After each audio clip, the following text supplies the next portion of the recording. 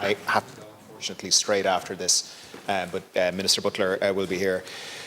Colleagues, Ceann Comhairle, it's been agreed by all sides that we urgently need a new state-of-the-art, secular, public, co-located national maternity hospital that provides all healthcare services to women and to infants. This morning, that is exactly what Government has agreed to. The new hospital will radically improve access to the best possible healthcare. It will provide specialist care for women via a physical corridor to St Vincent's University Hospital. It will have single occupancy ensuite rooms for all women with space for partners to stay. It will have single cot neonatal intensive care rooms, and it will increase the number of cots from 35 to 50. It will increase the number of delivery rooms from 11 to 24. It will increase the number of operating theatres from 2 to 5, the number of gynaecology beds from 18 to 31. It will have appropriate bereavement facilities. It will be home to a range of important community-based healthcare services. The new hospital will be entirely secular. Its founding rules, which is the constitution of the NMH, state that there can be no religious ethos. It also states that not only can the new hospital provide all services, the new hospital must provide all services. And the state, via the Minister for Health, will have the power to directly intervene if the hospital were to fail to meet these requirements. The state will own the hospital and the state will own the land for the next 300 years. This has been confirmed by the HSE, the National Maternity Hospital, St Vincent's Healthcare Group and the Attorney General. The Government added 3 decisions today in response to the concerns raised and discussed over the last 2 weeks. The first is that there will be an annual report on the operation of services at the new National Maternity Hospital for the next 5 years, or rather from 5 years from when it starts. The second is that I'm going to request the Clinical Director of the National Women and Infants Programme to scope out and bring forward a proposal on a Centre of Excellence for Women's Health. And the third is that the term clinically appropriate allows the new hospital to provide all legally permissible procedures in the areas of maternity, gynaecology, obstetrics, neonatology and gender recognition. The term clinically appropriate was added to the agreement by the HSE. Colleagues opposite are asking for a HSE-run hospital. Well, it was the HSE that insisted on this phrase. The HSE wanted this phrase to protect and to future-proof women's health services. For years, women's health services have been squeezed by other services within hospitals. When pressure comes on for urgent access to facilities like diagnostics, beds, operating theatres, the doctors will tell you that it's often things like gynaecology lists in the operating theatres that get cancelled first. We're determined to put an end to that.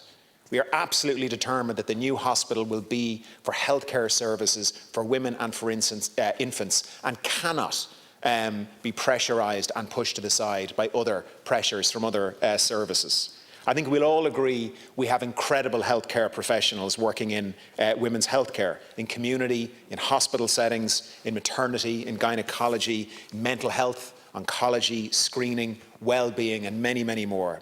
I've met many of them over the past few years, and I know colleagues have also met with many of these healthcare workers. We've seen with our own eyes the fantastic work they do.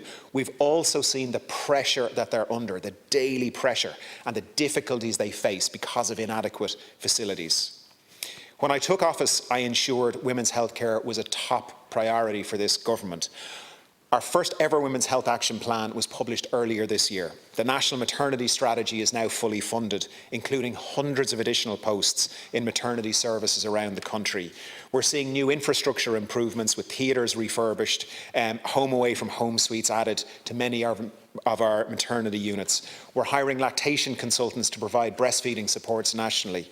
We're building a new national network of healthcare services. Between last year and this year, we're opening 6 specialist menopause clinics, a national network of 20 see and treat gynaecology clinics, 6 regional fertility clinics, and I am hoping to get funding in the estimates for next year to start providing for the first time a publicly funded IVF treatment.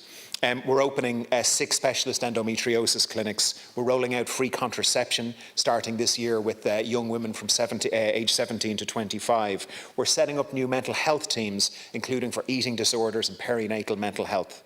The new National Maternity Hospital is absolutely central to to this ongoing vision. It's the biggest investment in women's healthcare in the history of the state.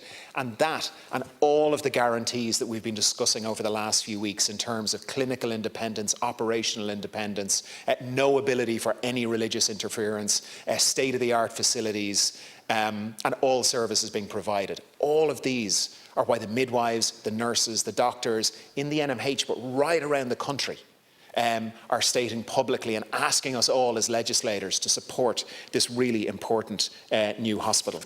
The task now is to get the new hospital built as quickly as possible, and I'm really looking forward to engagement with colleagues on an ongoing basis. I think we can all agree that we have a history in this country of taking too long to build hospitals. Indeed, it was pointed out to me this morning that just the procurement process for one of the hospitals in recent times, just the procurement process took 2 years. Right? We have a big advantage here. Planning permission is already in place, the detailed design is done, the legal frameworks are in place, the business case is being developed, it's now going to be externally validated. And so what I want to see and want to work with colleagues on is pushing this forward and whilst respecting everyone's views, genuinely respecting everyone's views. And that's why we added 3 new decisions to the memo this week that were not in the memo 2 weeks ago. I hope we can all work together to really push and make sure that this hospital now gets built as quickly as possible. Garmagat.